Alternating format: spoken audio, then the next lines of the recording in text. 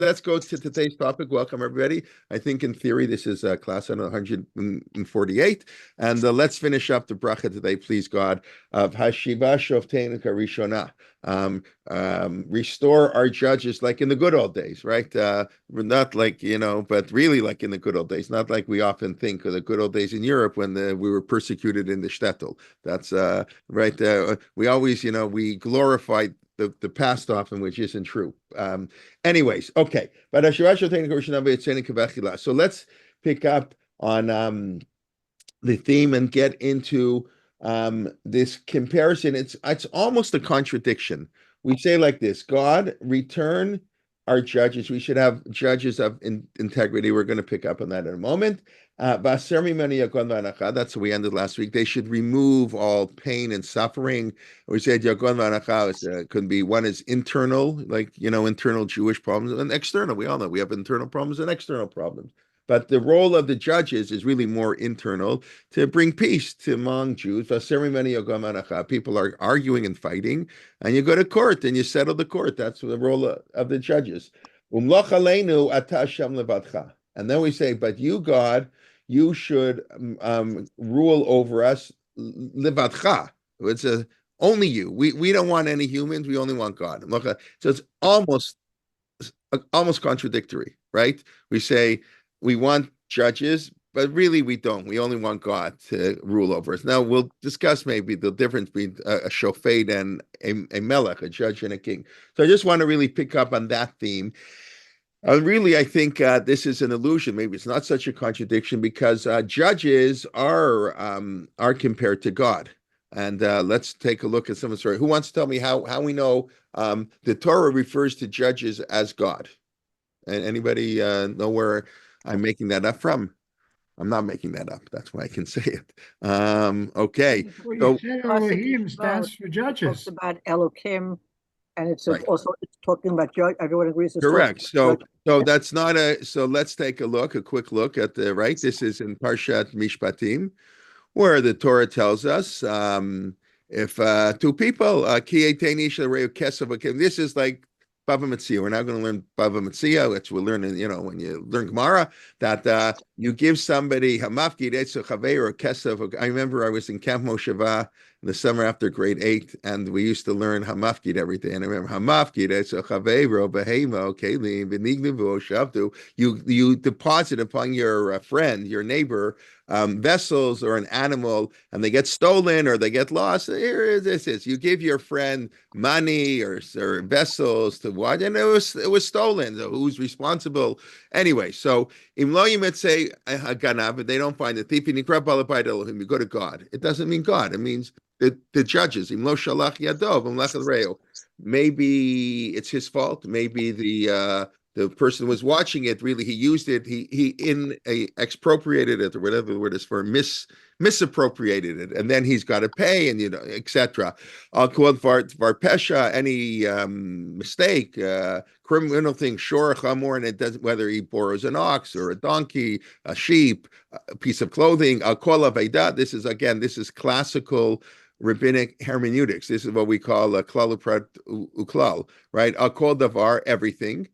It says everything, so I don't say anything. Everything, and then it says no, but it says but an ox and a sheep and a donkey, and then that's a prat, and then it says al kol aveda, and then everything again. That's what we say every morning. Rabbi Yishmael Omer klalu pratu klal liatadan ela ke'ein haprat.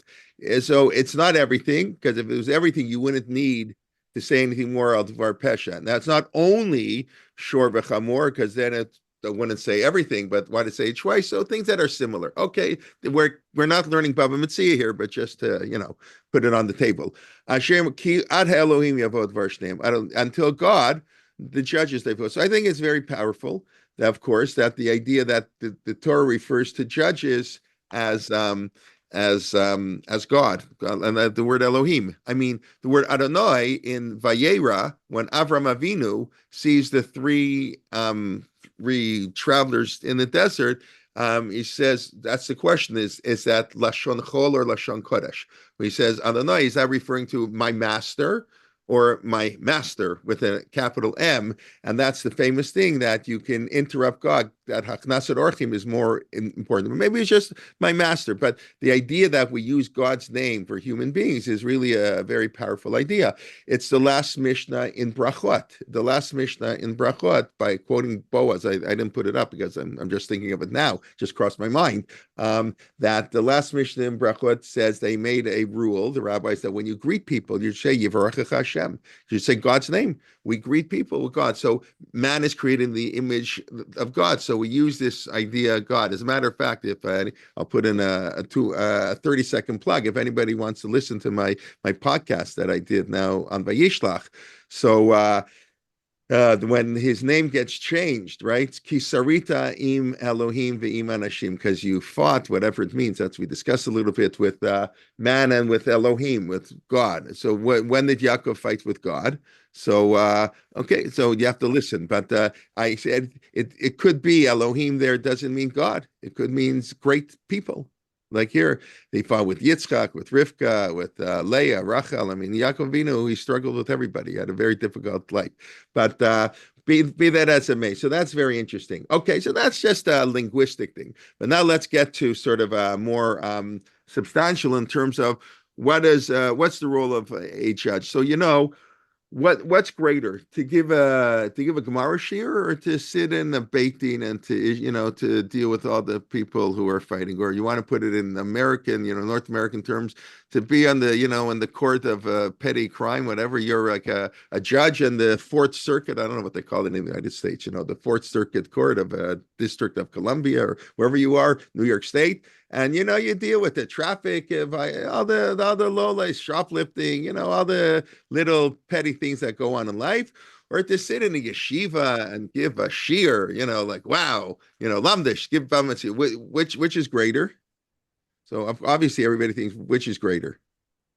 Everybody's afraid to answer. Judge, Why do you say that? because you make peace between people. They're fighting, they're arguing. So right. So I obviously, right, if I'm asking the question, right, because we would assume teaching Torah, it's more pure. I mean, and I'm sure that's what a lot of people would really say, that this is like dealing with the pettiness of life. Like the neighbors are arguing zoning laws. Like, give me a break. Like, let's do important stuff here. So, but of course, our tradition teaches that being a judge, like you say, brings peace, is very is super important. Now we'll take two Gemaras and we'll take a quick look at them that demonstrate this point. So the first Gemara was in Sanhedrin, which makes sense. Sanhedrin talks about the judges. So it's Amar Shmuel bar Nachmani Amar Rabbi Yonatan. You have this a lot, right? I mean, very often. Shmuel bar Nachmani in the name of Rabbi Yonatan, not Rabbi Yochanan. Kol dayan shedan dina met lamito. This is what we're praying for. Hasheeva Shofteinu Krishna. This is the essence of our tefillah that we say 3 times a day. Any judge who judges a true judge to its truth. We've discussed it before, but we'll come back to this very fascinating expression. The repetitive 3 times, dayan dan din. Any judge who judges a judge. They emet lamito. Why did we need 5 words when we can say only 2 words, right? Mashresh China b'Yisrael. He causes the divine presence to dwell among the Jewish people. Wow. Shenemar Elohim Natzitza Badero. That's the Shir Shel Yom on Tuesday, right? That God is found. God Nitzav is more than found. God is standing. He's like, wow. He's like, he's paying attention. Nitzav Ba'adadel B'Kerev Elohim Ishbot. When we judge people, that's where God is. And then a judge who's corrupt and but I don't want to explain anymore. Gorem l'shchina, even if he's not corrupt, if he's corrupt, it's a lot worse. This seems to be even maybe if he makes a mistake, you have to be very, very careful. But if he doesn't do true justice, but Gorem l'shchina shetistalek m'Yisrael, he causes the divine presence to leave the Jewish people. This is the importance of appointing judges. How much are judges supposed to get paid? By the way, upon the point, very important judges. So the Shulchan Aruch rules, a judge who takes money is worthless. His judgments are worthless. You're not allowed to pay a judge. That's okay. You're not allowed to pay a teacher of Torah either. You're not allowed to pay a doctor. So we all know we don't do any of this stuff anymore for good reason. Rav Moshe Feinstein said, you're not allowed to teach Torah without getting paid. So I'm not so strict. I don't follow every Rav Moshe Feinstein, but Rav Moshe Feinstein has a ruling. You're not allowed to teach Torah if you don't get paid. Amazing. Because you get what you pay for.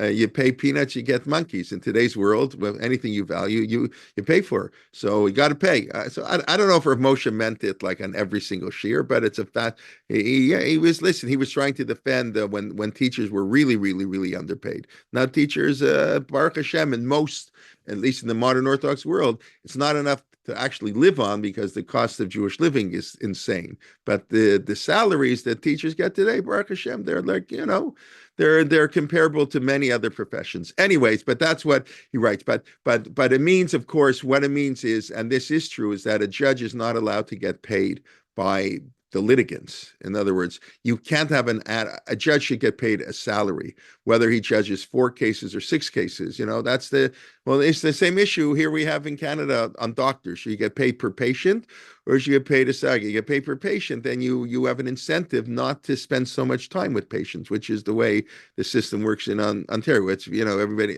those Americans know, I'm sure, that Canada gets free healthcare. It doesn't cost anything to go to your doctor. It doesn't cost anything for almost anything here in the medical world. But medicine. But that's a problem. So the halakha was very concerned that judges would get paid, and they should get paid a salary or get paid not by the litigants, get paid by the system. Anyways, that's teaching number 1. We have a very similar teaching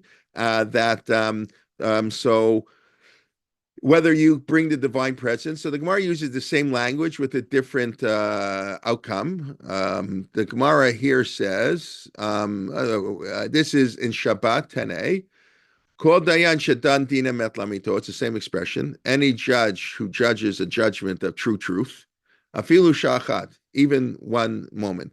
The Gemara is talking about Moshe Rabbeinu. Yitro's advice to Moshe Rabbeinu. So it says in the Torah, here we'll go back, Vayamoda ama Moshe mina boker ad erev. It's the simple meaning of the Torah, which is the simple meaning of the Torah. Moshe was day and night. There's so many complaints. He was the only judge, so they were lined up.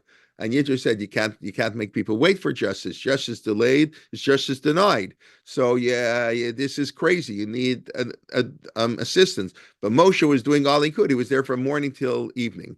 So the Gemara says that can't be. Maybe it doesn't mean that. I don't know. And the Gemara is saying it al Pich Rush.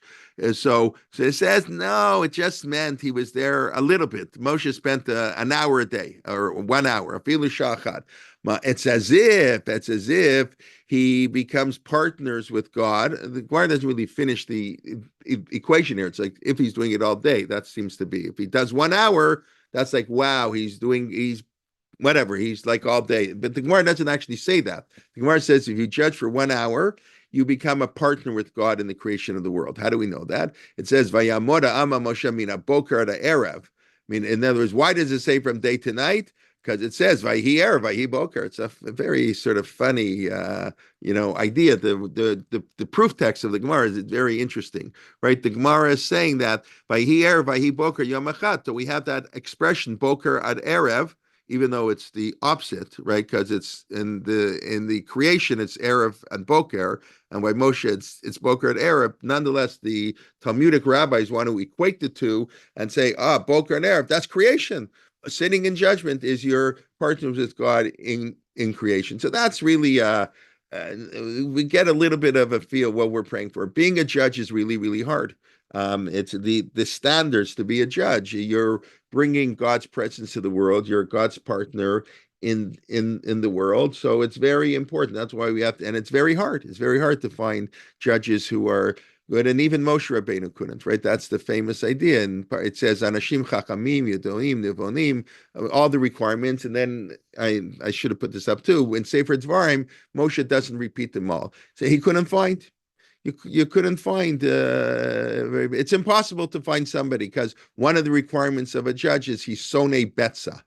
So what's Betza? We're going to read next week. Where we're going to read Yehuda says, Ma Betza, kina roket achinu. What so betza again? It's unclear what it means, but it seems to me. What gain do we get? What's cost benefit? What money? What do we have to kill Yosef? Well, let's just sell him. We don't have to kill him. We'll make a few bucks. We'll get rid of him, and we'll wipe our hands from him. All right, ma betza kina roket achinu. So sone betza. People who hate gain. It's as they say this word now, transactional. Your whole approach to life is transactional. No, there are values in life. Not everything is a monetary transaction. So you want a judge who hates betza, and it's hard to find people like that. But anyways, that's what we're praying for. That's why we say Karishonah that we spoke last week. Maybe it's Moshe, Aaron, David, Shlomo. These are the type of judges, which is why, and we'll get there in a few minutes. Today we try to avoid Dinei Torah. We don't really do Dinei Torah anymore. At least we try not to. We'll get there in a couple minutes. Okay.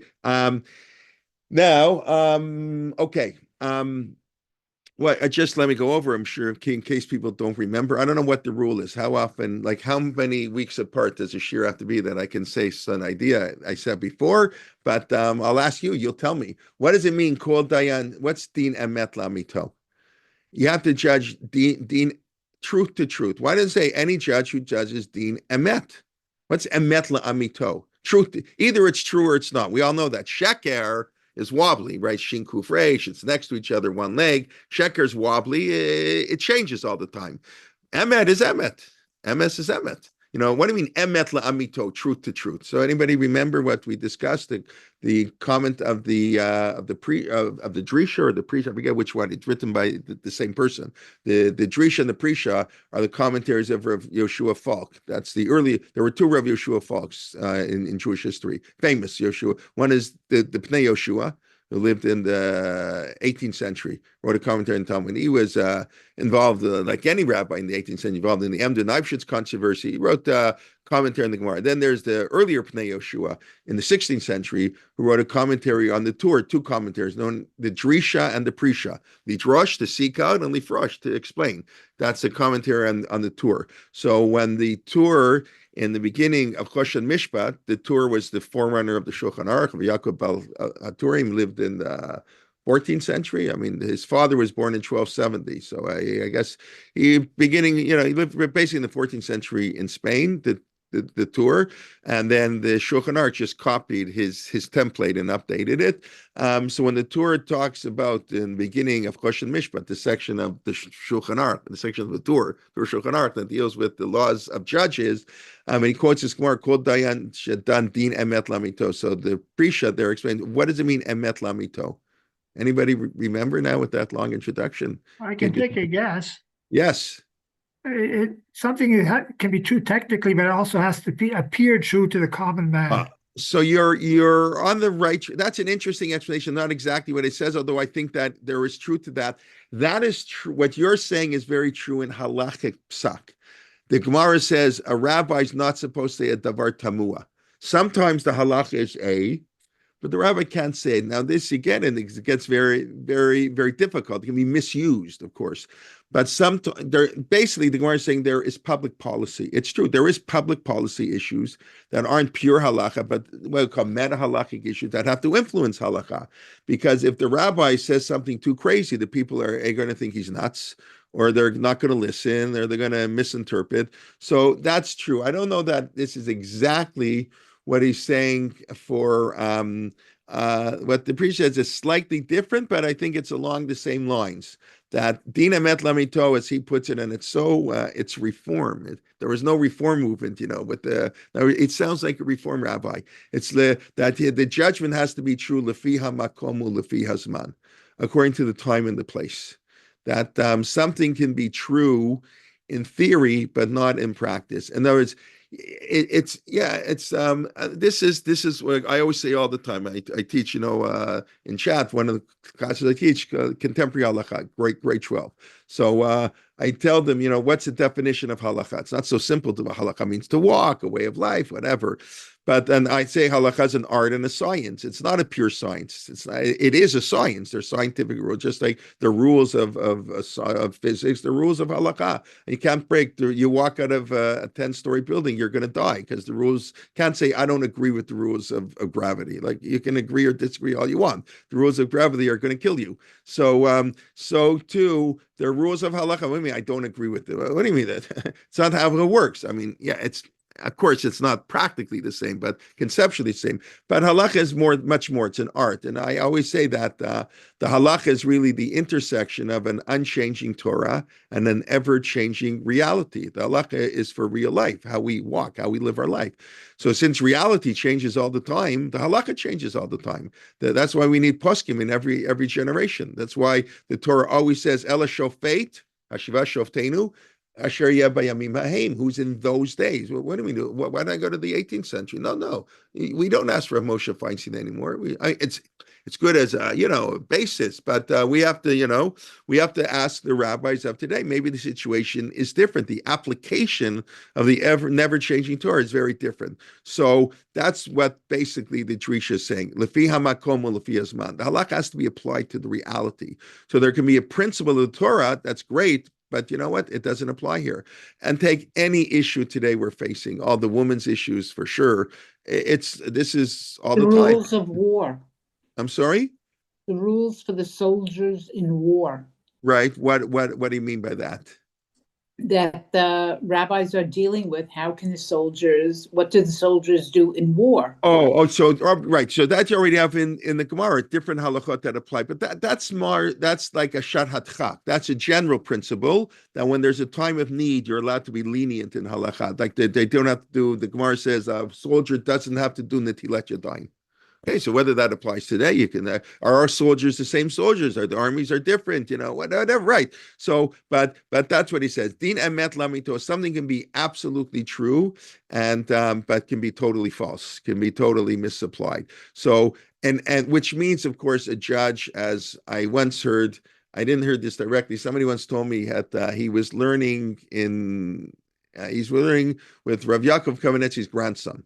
So the grandson of Rav Yaakov was telling him, what his grandfather would say, what's important for a rabbi. So he told me one of the things that Rav Yaakov said, it's not surprising. I think Rav Moshe Feinstein said the same thing. I think he said it. I know if I say this today, oh God, people are going to throw stones. But you have to read the New York Times every day. Yeah, you have to know what's going on in the world. So we won't get into politics here. I don't know. I do read the New York Times every day. I have I don't read the whole thing, but online I read I look at the New York Times pretty much every day. See the headlines. It's like it, whatever. Okay. So in other words, a rabbi has to be totally aware of the situation because and if he's not aware of the situation, the psakim will be totally wrong. It will be din emet, but it won't. But din emet that's not lamito is a big problem. Okay, that's just an important idea. But it's really true, and that's why it takes great discretion and learn and planning. You can't just sit, in the base measures. You got to get out there in the world, and you got to understand the world, and you got to understand how you apply the halacha. And but the Drisha, he says it like right black and white, that the halach is lefi hamakom lefi hazman, according to the time, according to the place. And I've said that many times. It's what we have today is really, it's a terrible situation where some, rabbi in America is afraid to talk out because some rabbi in Israel is they're going to hear, and then the rabbi in Israel is going to say something different. Some greater rabbi, and oh my God, how can you contradict this? It's terrible. That's what a Maradatra means. A Maradatra means because he knows the place. And when Rav Soloveitchik told Rabbi Riskin, that it's okay to have women hakafot on Simchas Torah, dancing with the Sefer Torah. I'm talking back now in the 1970s when it was really revolutionary. And then the other rabbi would say that Rav Schachter will tell you that the Rav Soloveitchik thought it was terrible to have women dance with a Sefer Torah. And I did hear actually from Yitz Greenberg. Both are true, but I don't need Yitz Greenberg to tell me that. Of course, both are true, because in Lincoln Square, it's one community, and in the YU Kolo, it's a different community, and the psak has to be different. And whether this piece of meat is kosher, even that sometimes can change. And the Shulchan Aruch changes that a lot, by the way. Actually, the Shulchan Aruch, if you learn Yoreh Deah, So you'll see the Shulchan Aruch says 150 times, and I don't even know if I'm exaggerating. I'm probably only a little bit exaggerating. The Ramah says you shouldn't eat it, but if it's Erev Shabbos or you have invited guests for a meal, you can eat it. What does that mean? The halacha changes if you have guests. So that means Rav Shachter, the way he taught this, which is that really it's allowed. There's a debate about it. We're allowed. Don't do it. Better not. Be strict. But okay, but it's Erev Shabbos. You can't cook a new meal. You have guests, right? That's the famous psak of the Mishnah Berurah, that on the first night of Sukkot, if it's raining, right, there's a whole debate. The first night of Sukkot, should you eat in the Sukkot in the rain? Some say no. Well, that's ridiculous. Some say first night's different, whatever it is. So the Mishnah Berurah says you should wait a couple hours, see if the rain stops. Now, I'm assuming this is all due Lefi Hamakom V'Yuzman. This is talking when you don't have a weather forecast. If it's 8 o'clock at night, you get home from shul, sukkahs, and it's pouring, and the forecast is it's not going to stop raining till the next day. I don't think the Mishnah says you have to wait 2 hours. He's saying you don't know; it might clear up. But if you know, you don't have to . But then they add, but if you invited poor people, you invited guests, you don't wait. You eat right away. You can just it's because it's so the halacha is always. I mean, this is not reform at all. This is classic halacha. The halacha gets adjusted according to the situation. So that's it's hard. That's what we pray. Hasheeva Shofteinu Karishna. We should have great judges. Now, one either beautiful idea that I just thought of last night. I have to thank you, for the opportunity to learn this stuff. And again, Tova, where are you? How many 50? What are we up to? 55,000 times I've said this in my life. I still here, right? Wherever we're up to, and never realized this. Okay, so he said that the judge have to remove from us bad things, pain and suffering. What does the word mimenu mean? How do you translate Vaser Mimenu? From us. From us. How else can you translate Mimenu? From him. In Hebrew, Mimenu has two From meanings. him. From him. Very good. From him. It can be what we call that first person, third, I don't know, one plural, third person plural. Third person singular. Third person singular, first person plural. Thank you very much for the English teachers out here. Okay, very good. So where do we have in the Torah an example of mimenu when it somebody tell me I should read the Wall Street Journal. You know what? I would, but it has a paywall. And I'm sure I can afford the whatever $5 a month, but forget it. I get enough news. You're right. If the Wall Street Journal didn't have a paywall, I would take a look at it. The New York Times also does, but I only pay 50 cents a week for it, or 50 cents a month. I don't know. I got some deal they had a few years ago for people. Anyways, okay. But if you want to send me the Wall Street Journal, bakasha. Okay. Where do we have mimenu in the Torah referring to him? It can refer to us. So that's the simple pshat. Vaser mimenu, and the judges should remove from us our strifes, our fights. That's what the role of the judges, to bring peace into the world. But we have in the Chumash, and where I first saw this, and I looked it up again last night in the Chama Leibowitz. She's just quoting really a Rashi, but I remember seeing this in her analysis of the Chet HaMeraglim, where she develops this theme that we'll see in Rashi for one moment. So this is the Meraglim come back, and they're told back and forth. We can't, there's no way we can capture the land. And Caliph says, "Be quiet, we can." Okay, yeah, no, we don't have to go over the story of the Meraglim. So then, what did they say? No, I lost it. Okay, so, Banashim Asher Aluimro. This is after Caliph says, "Be quiet, we'll be okay." We can't go. They're stronger than us, right? Than we, right? That's mean. So Rashi has this beautiful explanation. He says, Rashi, why can't I find it here? What's going on here? I don't want to search yet. Okay. I'll tell you in a second. I don't know why it's doing this on the side. Normally, okay, I don't know. It won't let me show Rashi. That's interesting. But Rashi said, now we can do it, Rashi. Now we can do it. Hold on. So Rashi says, where are we here? Commentary. Rashi.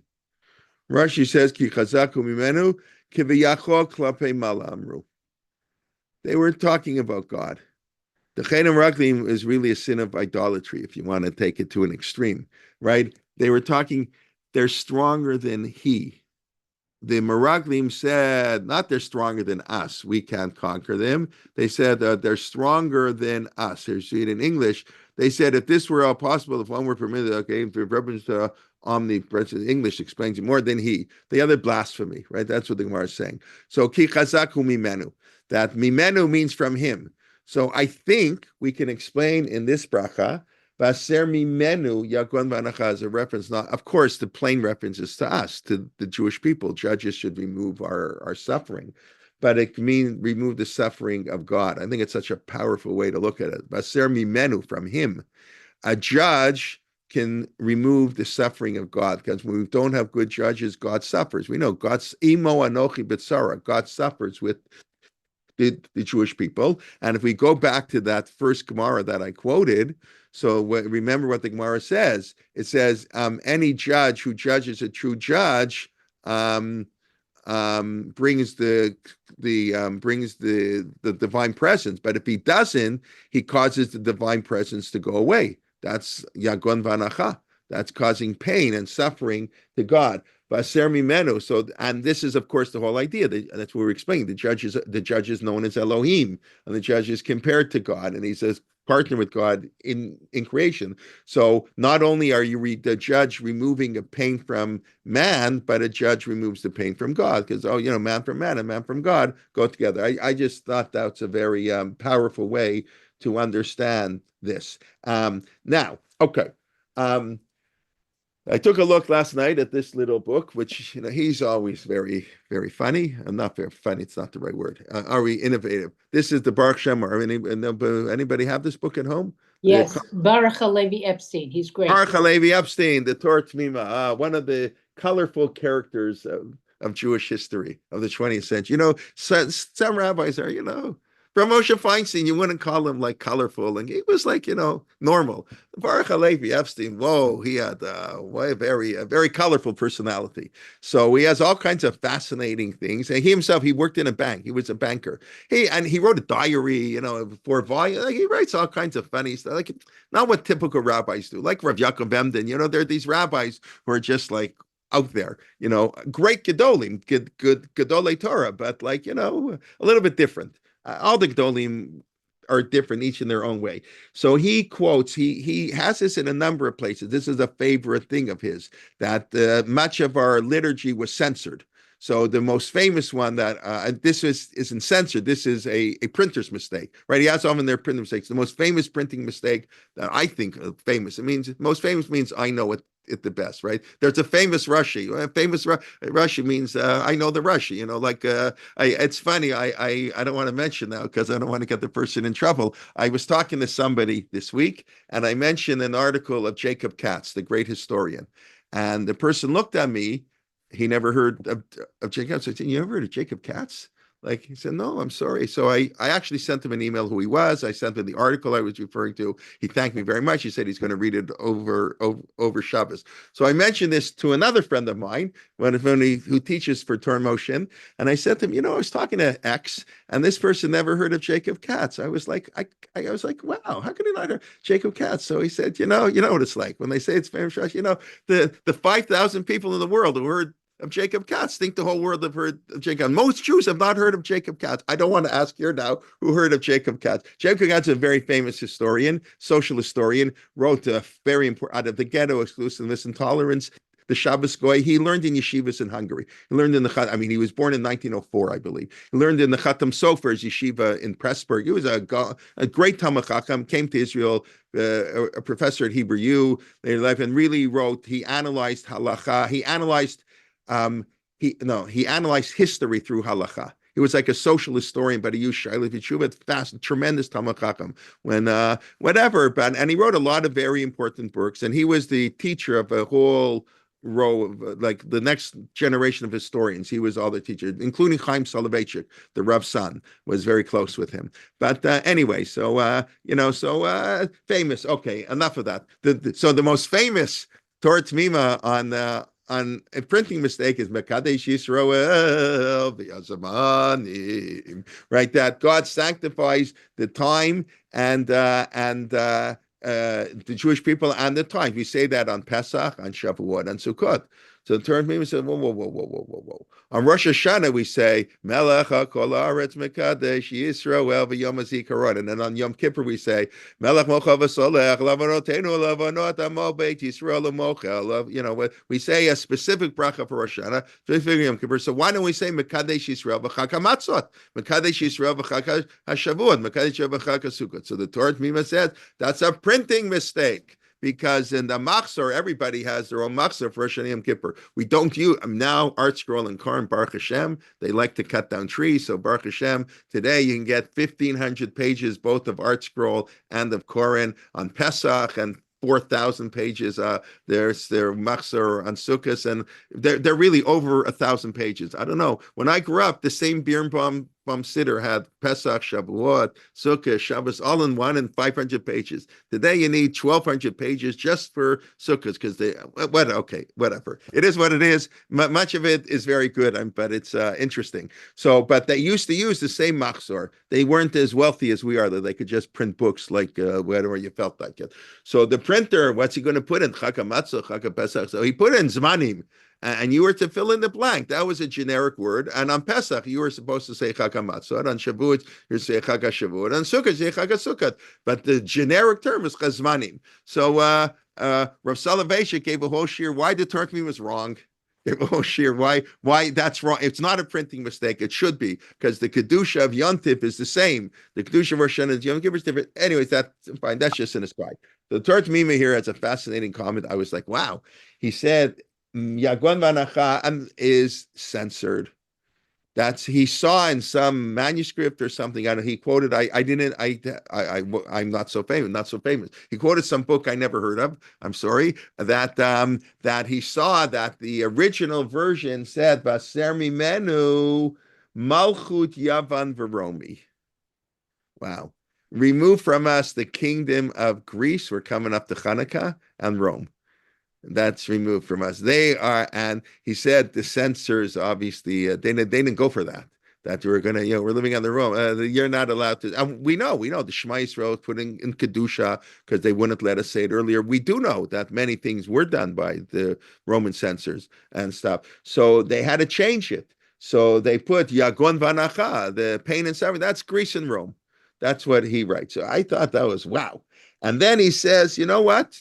Okay. That you don't have to say that way. You can explain it normally. You can explain kind of what we've been explaining now, that Yagon Vanacha, and it's, if you put the two together, it's really wow. Like we're Rome and Greece. No, you know who creates pain and suffering? Bad judges. And he quotes the Gemara. I'll just quote it to you now. It's a little scary, but okay, gotta read the scary stuff too. That's why nobody's going to want to be a judge. Tanya Rav Yossi ben Elisha Omer. I don't know. Okay, it's funny. I'm just thinking. I don't know who he is. What do you mean Ben Elisha? Who's like? It's not Elisha ben Avuya, is it? I don't know. It's like funny. What do you mean Ben Elisha? Okay, if anybody knows who this Rav Yossi ben Elisha is, I don't know. Imra ita dor shetzarot rabot balav. If you see a generation that has a lot of suffering. Say Israel. Go see who the judges are. Go look at the judicial system of the Jewish people. Shekol puranut shabalalam. Every misfortune. I assume this is an exaggeration, but the rabbis do that a lot. But the rabbis are trying to make a point. Kol a puranut shabalalam lo ba'a ela bishvil dayanei Yisrael.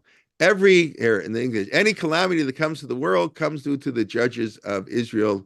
The Koran adds in acting corruptly. That's not. I guess that's rather obvious. So that's the Torah Mima says no, but yes, a ceremony maybe at one point it meant Greece and Rome, but it can also mean the judges of Israel. They cause great Yagon Vanacha when they judge incorrectly. Again, a very powerful judge, a very powerful statement. The importance of a judiciary that we spoke 2 weeks ago, or last week that, before Matan Torah, judicial system, Yitro, before we go to the land of Israel, Yitro, Moshe, it's really, really, really important, much more important than who you, it's also important who you appoint as your rabbi, but who you appoint as your dayan is much more important. Okay, now, okay, so then, Umloch Aleinu, Okay, by the way, I was looking, I don't know if anybody knows, I may have to do more research. What's the difference between chesed and rachamim? God, again, now we switched. I said at the beginning, God and man are partners. Only a human can judge, by the way. Why can only a human judge? Why can't, on a certain level, God is not allowed to be a judge? Why not? We have it, what is it? At least twice, I think, both by Stom and both by the Tower of Babel. God says, Dana ve'era, I will go down and see. So what do you mean God will go down and see? Where does it go down? But his vision is bad. He wasn't at the eye doctor. That's like heresy. So the Gemara says, no, he's teaching us midot, that you can't judge anybody till you see with your own eyes.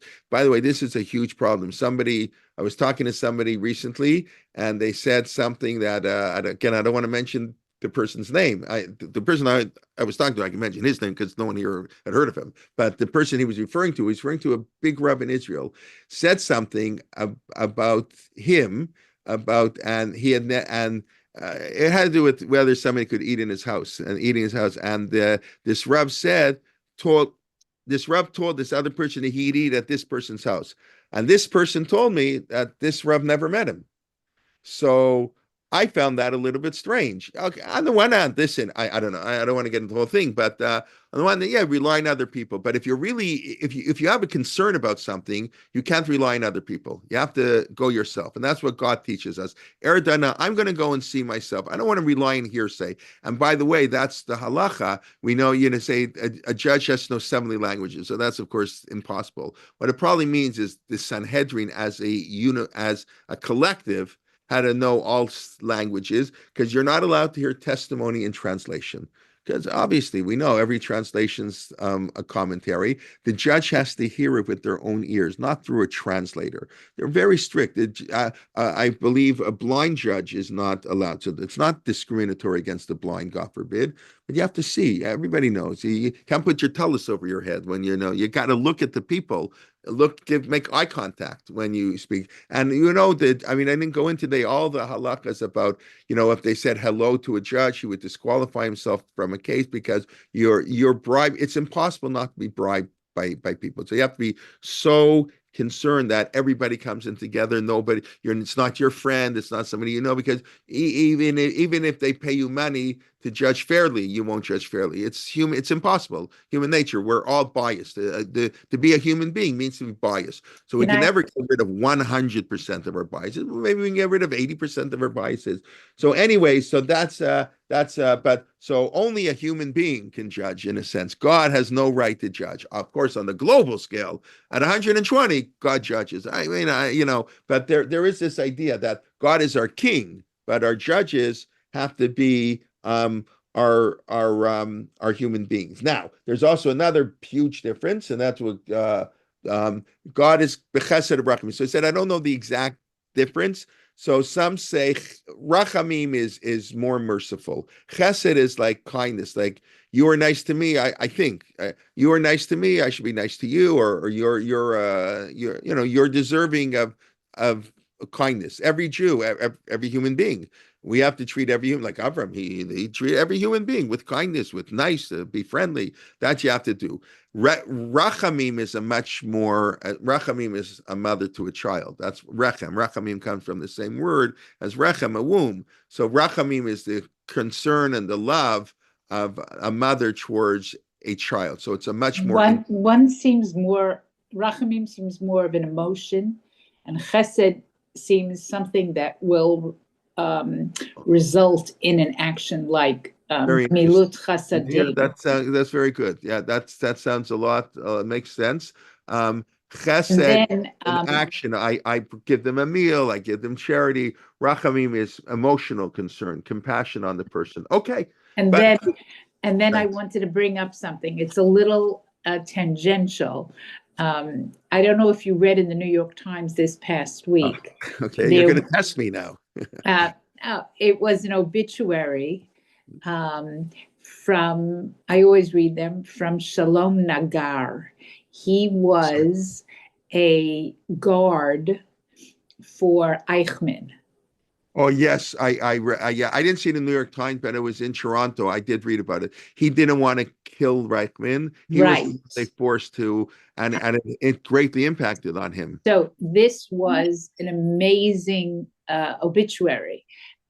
Firstly, the New York Times quoted from Mishpacha magazine, which I've never seen before. Whoa, wow. Is Mishpacha magazine going to take out a full-page ad we recorded in the New York Times? So We're in the big leagues. Wow. I don't read Mishpacha magazine. Ooh, I read the New York Times, but I don't read Mishpacha magazine. Well, maybe, I don't know. Okay, I'm sorry. Go on. Yes. So that was amazing. And to connect with what you had just said, it said that Israel had only used Yemenite or Sephardic guards for Eichmann. A little bit discrimination. Oh no, no. For yeah. Right.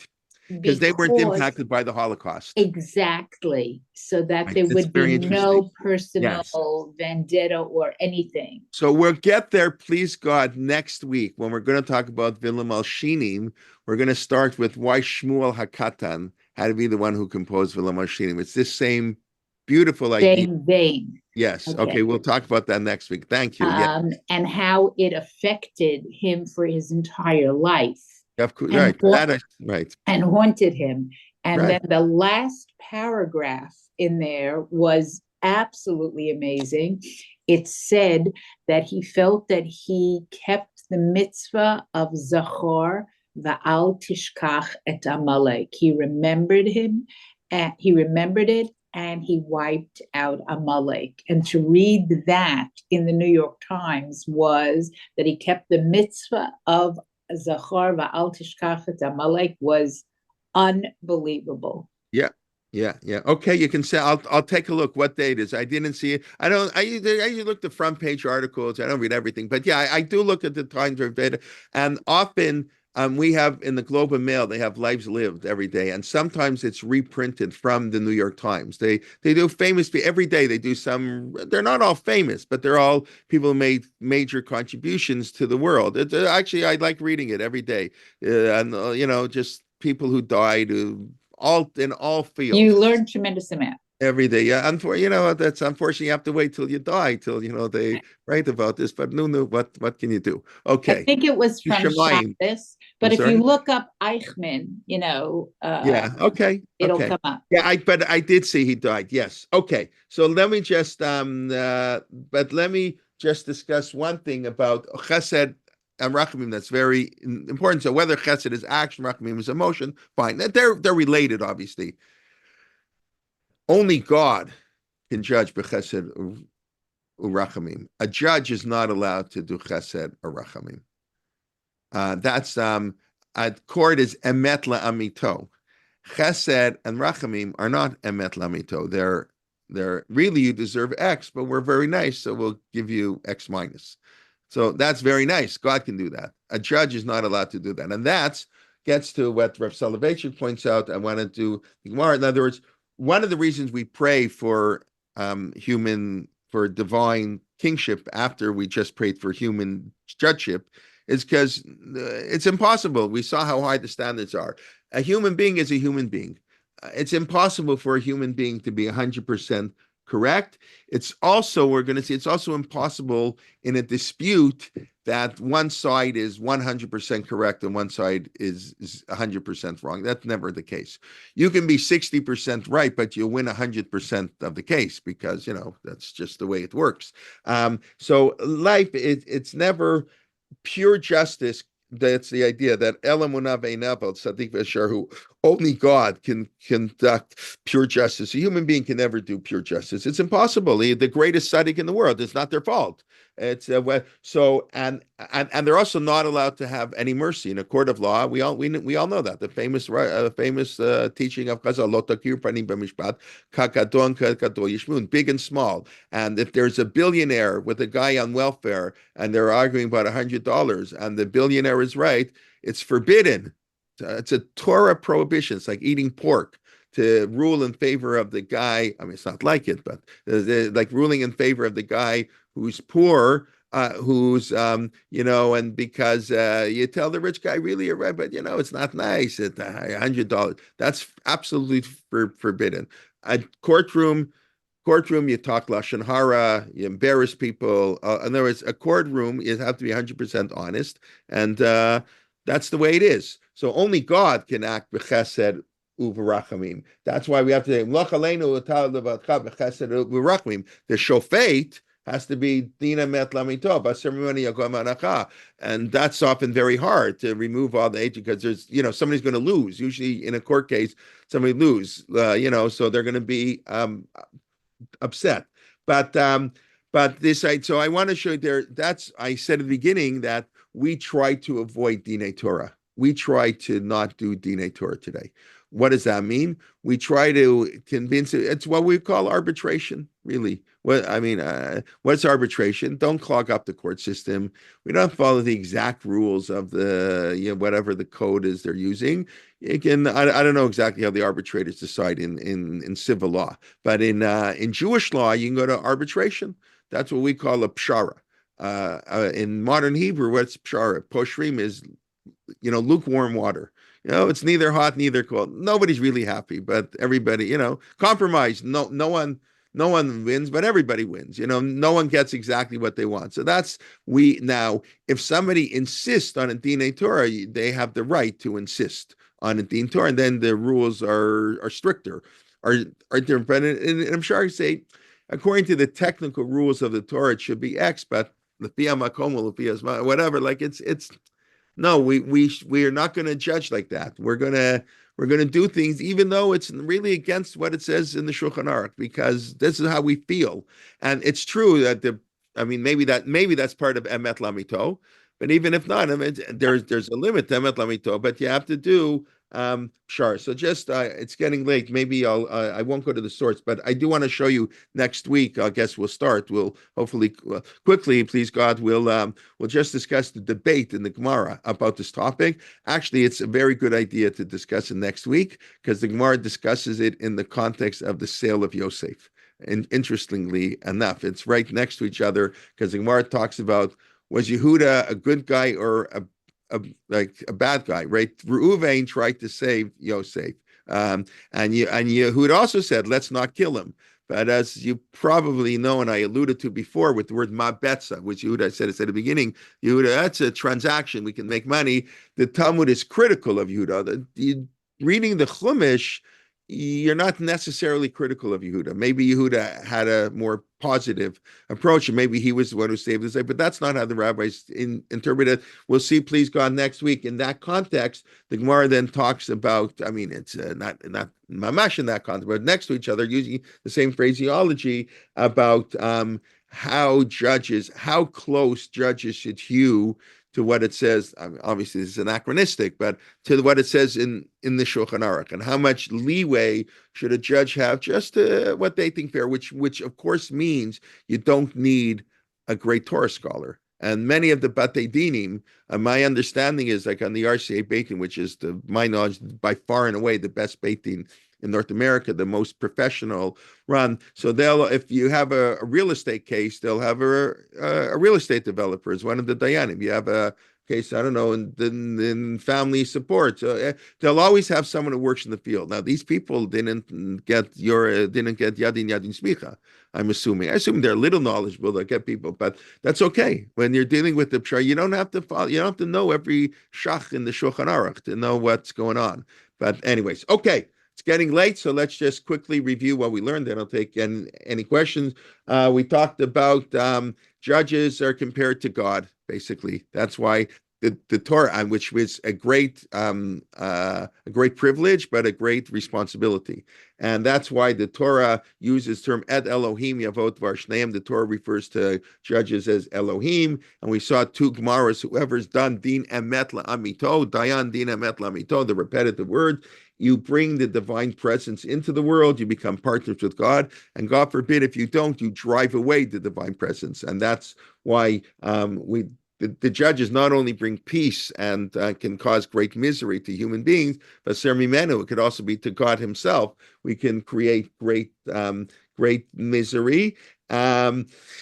And then we discuss a little bit what Dina Met Lamito means, right? Why that phrase, that it's not enough just to know what it says backwards and forwards in the Shulchan Aruch. The halacha has to be applied lefi hamakom ulefi hazman. We said the mimenu, right, from the meraglim, right? It's from him, from God. The interesting idea of the Torah T'mima, that maybe this is a censored version, and it used to say Rome and Greece. Then he said, no need to say that because unfortunately Jewish judges can cause many problems. And of course, the idea that human justice is limited, which is why we don't like to go that route. We like to go the route of compromise and, let the judges do what they think is fair and make common sense, because in any legal system, there are cracks. Any system, including the halacha, people fall through the cracks. It's impossible not to. So when you do strict law, you're going to fall through the cracks. When you do pshara, you can seal up those cracks. And it's only God. We have faith for great judges, but then we ask God to do mercy, because a judge can't do mercy. God should be our king. He's our king above, but a judge has to be on the surface of the world, only who sees the case, what's going on. Okay. Let's see what any comments here or questions, like deciding that turkey is kosher. Yeah, what was that in context of? That the halacha works the real world. Yeah, so the turkey is kosher only because there are no. I think my gut tells me that turkey is only kosher because there weren't so many rabbis in America when religious Jews were eating turkey. And that is a religious principle too, by the way, that when religious Jews do something, we try to justify it. It's not clear if turkey should be kosher, but the OU gives it hashgacha, and I don't know, are there anybody here who doesn't eat turkey? There are Jews, the Heller family, Tosfot Yontif, Rabbi Yaakov Yontif, his descendants. I know people, one or two people who don't eat turkey because he had a tradition not to eat turkey. But no, everybody here eats turkey. I mean, I don't eat turkey because I don't eat turkey, not because I don't eat turkey. I just don't. I mean, I don't know the last time I had turkey, but when it's next thing. Okay, anyways, but that's in Wall Street Journal. In many recent shiurim, it has been noted the Shulchan Aruch does not address halachot of a Jewish army. So plug for this is new for our Siddurim, for our Shofteinu. Yes, that's great poskim. That's what it means to be a posek. I say all the time, 98%, maybe 99%, and for some rabbis, 100% of questions they ask, they don't give a psak halacha. They're what we call maramakom. I don't give psak halacha. I mean, you ask me a question. If I happen to know what it says in the Shulchan Aruch, I'll tell you. That's not a psak halacha. A psak halacha means it's not in the Shulchan Aruch. You can do heart transplant. Oh my God! Well, where am I going to look and do heart transplant? Brain death. Where in the world am I going to find out brain death? And that is new, right? Questions of the army. So that's a posek. He takes what's there and he applies it to a totally new situation. But if you just quoting, like a lot of the stuff, people, and that gets into the problem with the woman asking shalis to women. It's not, first of all, who says a woman can't be a posting? But even if you don't want a woman, posting, if a woman's knowledgeable, that's not psak halacha. People used to call up the rabbi, and the rabbi wasn't home. So the Rebbetzin, I don't like that term, whatever, but the Rebbetzin or the Rabbanit would say, oh yeah, it is kosher. I put the meat fork in the mid there and then in the dairy dish. If you're there, if you're married, that stuff. That's not psak halacha. A psak halacha only means a new situation that isn't being written about. Or even if I quote you, Rav Moshe Feinstein says this, so I'm not paskening. You ask me a question. Oh, Rav Moshe Feinstein dealt with the same question. This is what he said. I guess the psak halacha would be if I feel the situation's a little bit different. So every rabbi does that a little bit. I feel it's a little bit different. So we're going to apply Rav Moshe differently. Okay, that's what you have to do. So say you can't go to a posek who's not longer living. You have to take his word and apply it. So there is, but yes, that's the more removed it is from something that we have written about, the more it's a psak halacha. The more it just says what it says in the Mishnah Berurah. It's not the psak halacha. Okay, you also read the New York Times. Very happy to hear that. Okay, good. Chazak mimenu. When does Paro say that? Paro says chazak mimenu. So also he's for sure defying God, but I don't remember. Where's that from? Okay, please remind me. Thank you. Obituary was enlightening and a true tribute. I used to read the New York Times and became anti-Semitic. Okay, I hear. Okay, thank you, Shabbat Shalom. Yes, Sima, you have your hand up. You're muted. You're muted. You have to unmute yourself. Sorry about that. When you were talking about the juxtaposition of Erev and Boker at Erev, with Moshe being compared to Hashem as a Dayan, made me think of the tefillah that we say on Yom Hadin, May Erev ad Boker, that's framed with. Right, that's the first one we say.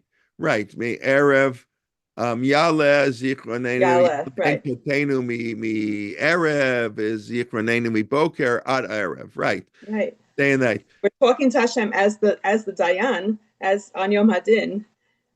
That Hashem, from Erev ad Boker. So that's very interesting. Yeah. So you're looking. We start with Erev ad Boker, and with that, I have no idea if the Paitan had that Gemara in mind. But yes, that's very interesting idea. And now it is. I mean, is it Boker at Erev ad Boker? Right. We know that in the Beit Hamikdash they started in the morning, not at night. That's right. In the Beit Hamikdash, when you brought a korban, that korban could eat for one day. So he brought it on Monday afternoon at 1:00. One day didn't end Monday when it got dark, and then on Tuesday morning. Right? There's a whole difference between the calculation of time. I just have to see how that plays out, and that's played in Putim. We go Erev to Boker there, because in the Beit Hamikdash, it's Boker at Erev. Where we live, it's Erev at Boker. Vayhi Erev, Vayhi Boker, right? That's really us. Moshe is sitting with Boker at Erev. It's really the opposite, because we live our life Boker at Erev. In other words, it's true that it starts at night, but except for on Shabbos, everybody lives their life from morning to evening. Nobody lives their life from evening to morning. Like, that's not how we live. But anyways, that's just interesting. But that's a very fascinating comment. Thank you. Okay. Anything? Marty, yes. Two things. One, Larry, if somebody's looking for an alternative to the time, I don't know if people in Canada know about the free press, which was started by Barry Weiss after she left the Times. I don't know why I'm so tired. It's very good. In fact, the top story today is about anti-Semitism in Canada, but the top story in today's paper was that Ontario is threatening not to sell electricity to the United States so that they can go dark if Trump puts on his 25% tariffs. Headline of today's paper.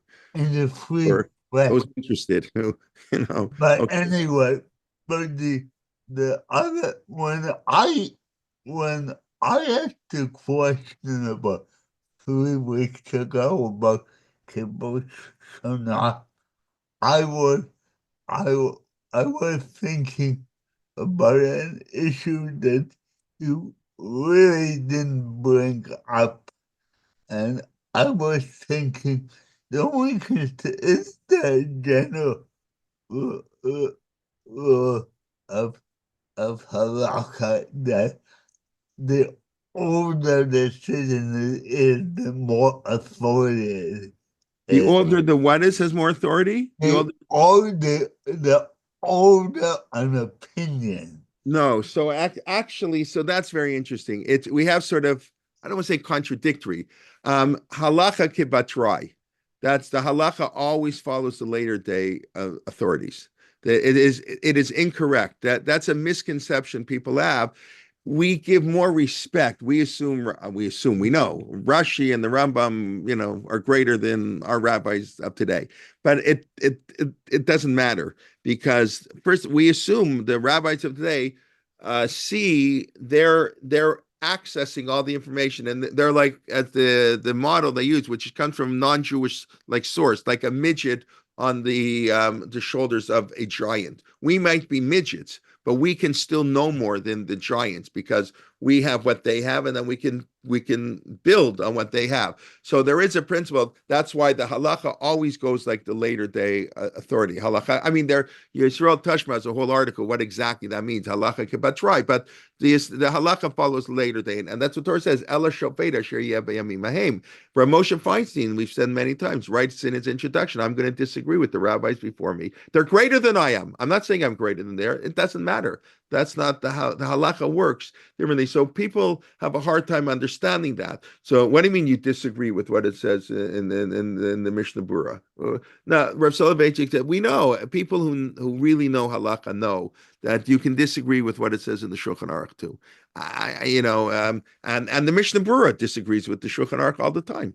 It's always disagreeing with the Shulchan Aruch. Usually he's been to me, he's more strict, but sometimes they're more lenient. So, and that's why there was a lot of opposition to always history to codes and all this stuff. They wanted the rabbi to have the freedom to rule, not to be bound because some rabbi 150 years ago. I remember Rav Schechter, he would often say, what, some rabbi, he told us, and he said it very strongly, halakha does not believe in precedent. We know in American law that they greatly, and I remember he was making fun of it. He was saying a judge in Idaho, 100 years ago said this. So the judge today in New York is afraid because some judge in Idaho 100 years ago said something. He said the halacha doesn't work that way. We don't really care. I mean, we care in the sense that, maybe he has some insight that I want to apply. But the fact that some posek, greater posek than our poskim, the fact that the Chatam Sofer or the Nodeb Yehuda or the Shachar, the Taz says something, it's very nice, but I don't think I meaning the posek days, I disagree in our situation, and they have that right to disagree. Yeah, but I'm thinking more about the Gemara time. Yeah. So we're not allowed to disagree with the Gemara, right? So really, Marty, asking a great question, and this really requires Rabbi. We need to have a whole shira on this, like a whole. But right, why is it? And it's not so clear why it's so, but it is accepted in halacha that we're not allowed to disagree with the Gemara. Even within the Gemara. Within the Gemara, no, Abayin Rava, no, the later authorities in the Gemara will disagree with the earlier. Generally, Amoraim don't disagree with Tanaim because that's like a different time period. And that makes sense because until the Tanaim, it was an oral law, and then it became a written law. It's like a different quality of law. So, and even there's exceptions. The Gemara says, Rab Tana, Upalik Rab would argue with the Tanaim. But earlier generations for sure argue, later generations for sure argue within earlier generations within the same sort of framework. That's, but it's really a broad topic that 10:30 on Friday morning, like early Shabbos. I mean, that's some of the rules. I'm happy to talk about it at greater length another time. And Mar, if you want privately, we can continue. But I think the halacha is much more, I don't know what the words are, pluralistic, or that the word, people don't like that word. I don't know. Halacha is much more leeway than people think it does. Halacha is much more flexible, I guess, than people often assume it is. That's what I say right at the beginning of class. Halacha is the intersection between Torah, which never changes, and reality that always changes. So it means when they go together, the outcome is going to be different. You put a new input, the outcome is different. So that's I think. But it's complicated. It's that's why we need Hasheeva Shofteinu Karishna. We need great judges who have human insight, who understand the world around them, or done even at Lamito. And they're hard to find. It's hard to find great rabbis. So, every generation complains, but we were blessed as Reb Salah, as I forget. I think whoever, I heard this from many people in the post-war generation was blessed with leaders that Jewish history had not seen for a long time. And diverse leaders, Rav Soloveitchik for the modern Orthodox world, the Lubavitcher Rebbe, Rav Aaron Kotler in the Hasidic world. I mean, you had great leaders with vision and charisma and leadership, unbelievable. And after the Holocaust, we needed it. Today, we don't have that. I don't think I'm just saying it. Oh, remember the good old days. There's just no comparison. no comparison. And that was, I think, God. I don't know how God works. What do I know? But the assumption is after the Holocaust, God blessed us with these amazing leaders who rebuilt Jewish life. And now it's rebuilt. So we have other issues. We need a different type of rabbi today, different type of judges. Okay. All right. We can stop here. We'll see. I think Rav Atzumi Menu is what Paro says right at the beginning when he's on the talking Jewish to his people. Right, of course, right. Right, it's right there, right. There'll be Rav Atzumi Menu, or I don't know if it's on that pasuk. Yeah, correct. Oh, so you're saying, right, he's referring to God. No, but how does that refer to God? No, he's referring to Bnei Israel. Right, the Jewish That people they're were stronger greater than than the us. Egyptians. Will be Rabbi Menu, the Egyptians. I don't think there it has a divine connotation. But anyways, okay. But I really want to wish everybody a Shabbat Shalom. Hope to learn with you soon. Be well. Rabbi Leiptag Sunday morning. And okay, everybody have a Shabbat Shalom. We should hear good things and enjoy the weather. If any skiers out there. And okay, be well, everybody. Thank you. Shabbat Shalom. Thank you, Rabbi. Okay, thank you.